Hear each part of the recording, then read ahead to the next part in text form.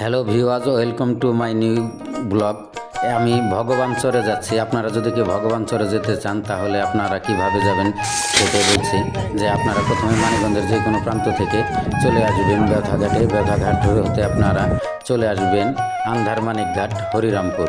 আন্ধারমানিক ঘাট থেকে এই যে আমরা ট্রলারে উঠলাম, এখন ট্রলারে করে যাচ্ছি নদীর ওই পারে। ওই পারের নাম হচ্ছে হরিণের ঘাট। সেই হরিণের ঘাট যাব এখন।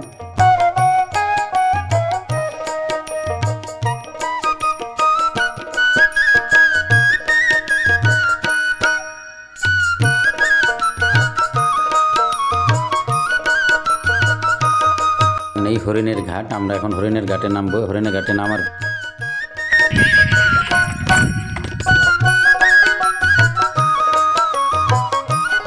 যে মাছ মাছ দেখে তো পছন্দ হইতেছে আর খুব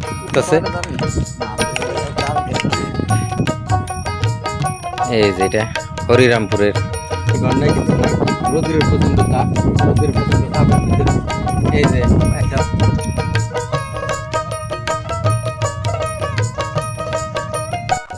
চর অঞ্চলে আসতে হইলে এই যে চরের মাঝে চলার জন্য একমাত্র বাহন হচ্ছে ঘোড়ার গাড়ি।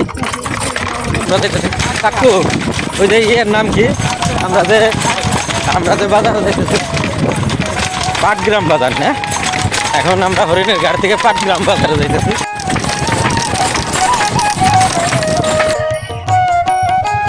পাটগ্রাম থেকে আবার নদী আরেকটা পার হতে হয় ভগবানচরে যাইতে। সেখানে আমরা আবার খেয়াঘাট পার হইলাম।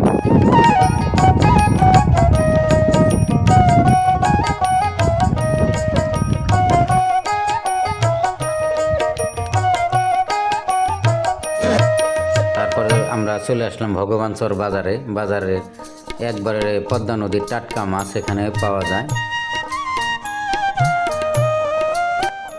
এখানে সবচাইতে মূল আকর্ষণ হচ্ছে দাদা নাতি মিষ্টান্ন ভাণ্ডার। সেখানে গরম গরম মিষ্টি বানায় এবং কি এখান থেকেই বিক্রি করে। এই দেখেন ভগবানচরের যে হাট, সেই হাটে যে মিষ্টি বানায় দাদা নাতি মিষ্টান্ন ভাণ্ডার। ভগবানচর বানায়